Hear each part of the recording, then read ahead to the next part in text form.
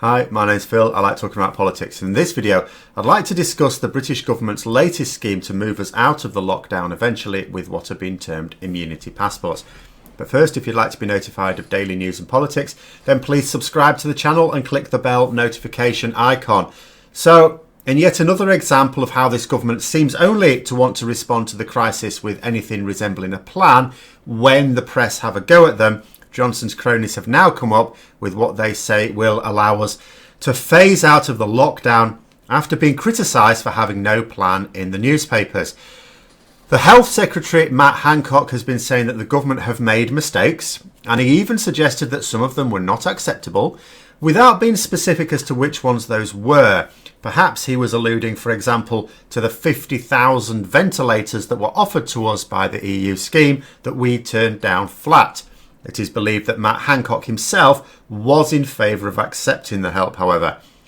He then talked about increasing the number of tests to 100,000 a day by the end of April. Now, given that they have dragged their feet on testing so far, it remains to be seen if this new promise is an indication that they are slowly learning lessons, or if it's just another example of smoke and mirrors to cover up the fact that they keep missing their own targets. Because the narrative has gone like this. They said, we're going to do 10,000 tests a day. Then they said, right, we're going to up that to 25,000 tests a day. Now, you can imagine at this point, people think, oh, we've met the 10,000 a day. Now we're going to the next target. And then, of course, when you say we're going to get up to 100,000 by the end of the month, people go, hooray, right, the government, they're sorting it out. They first of all got to 10,000, then they got to 25,000. Now they say they're going to get to 100,000. We haven't even got to the 10,000 a day. They just keep announcing higher and higher targets. And, because what you do, any normal person waits to meet until you've met the first target before you move to the next. So they assume the government are doing that. They're not. So this 100,000 a day remains to be seen. But we will see. It does remain to be seen. Now, when asked why we're not doing more tests right now, he said that there was a problem with some of the kits they had. No test is better than a bad test, he and other ministers have been saying in a grim parody of their Brexit mantra under Theresa May. However, experts are saying the opposite. Even a bad test, they say, is better than no test at all. So for most of the press conference, it was promises of action to be taken. But, with this government's track record, I'm sorry, ordinarily you would like to think if a government says it's going to do this, you go, OK, great, that's good. But given that they've said that so many times and haven't, I think we'll wait until it's delivered before getting too excited. But the main point of interest was in the plan for exiting the lockdown. Now, as I say, the narrative in the last week has been we've initiated this lockdown now, so to speak, but there's been no word on. So at what point do we leave it? How are we going to know when it's safe to leave it? When do we start phasing it out? What's the plan? There has been no plan, to the point where even Tory supporting newspapers have been attacking the government over this lack of plan. So the government thought we'd better have a plan then. So the plan is immunity passports. Now, different countries will do this in different ways. President Macron of France said, for example, it's not going to be managed nationally. It's not the national government that will say, right, we're going to phase it out. It's going to be done region by region. Okay. In the UK, Hancock has announced the use of an antibody test. Now, what this test does, obviously, as the name suggests, is it identifies the appropriate antibodies in your bloodstream. So in this way, it is able to tell whether a person has contracted the infection in the past, because what would happen is, of course, if you're exposed to the infection, your immune system will seek to beat it, and it does that by developing antibodies. And the whole way the immune system works is, if your body can develop the antibodies before the virus overwhelms your systems and shuts down your organs, then you beat it. And then you've got the antibodies stored up. So the next time you are exposed to this infection, your body's got the antibody straight away and can fight it straight away. Hence the term immunity there. Now, if this test is applied in time and it detects those antibodies, it will know that your body has been infected because you've developed these antibodies that we don't naturally have. The problem is, of course, there's a few issues with it. Let's go through the issues. So the first issue, I suppose, is that there are a number of potential problems with the proposal.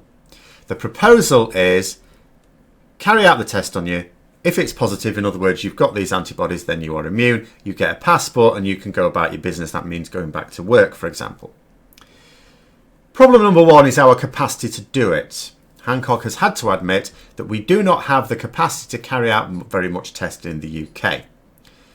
Somewhat exposing the lie about our health service being up to the standard of those of other wealthy countries. Well, clearly it is not. In fact, even the tests we're doing now, quite a lot of them have been sent to Germany so that their labs can process them because it's quicker than our own labs.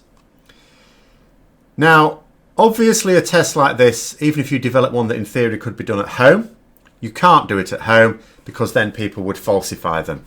We don't have the capacity to carry them out en masse in controlled conditions in the NHS. So in terms of rolling this out across the country, there's a capacity deficit. We're going to need to massively increase that. And I don't know how realistic that is or how long that would take.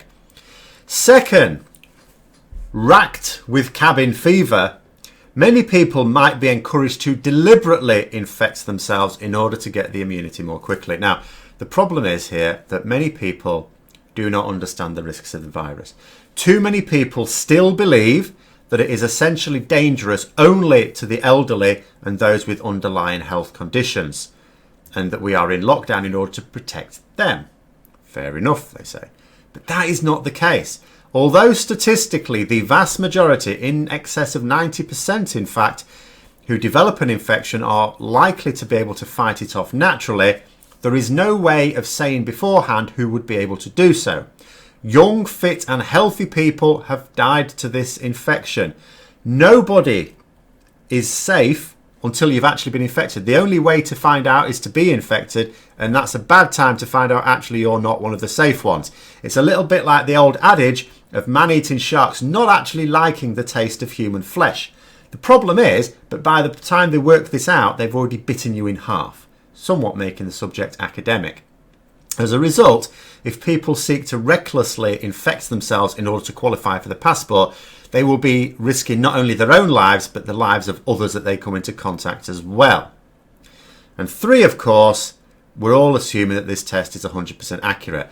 The test works best within 28 days of contracting the infection. Now, this is because, like I say, the way your body deals with this, it will develop those antibodies. But it doesn't keep the antibodies in the bloodstream forever. It doesn't, it develops them as and when it's needed. So after 4 weeks of beating the infection, you won't find enough antibodies in your bloodstream for the test to return a positive result. So it's not like it's able to tell whether you've ever contracted this, only if you've contracted it in the last 4 weeks and your body's beaten it. So if you contracted it, for example, in February and developed immunity, the test is unlikely now to show that. So there's a bit of a difficulty there as well. So a number of problems with it. Who'd have thunk it? The British government have come up with a plan very quickly on the back of a fag packet, and there's a few holes in it. So we'll have to see how this develops over the next week or so, but that is the plan as it is stated at the moment. Hope you found the video interesting. If you did, don't forget to click the like button, and if you'd like to support the channel further, then please also click the Patreon link for details, and until next time, I'll see you later.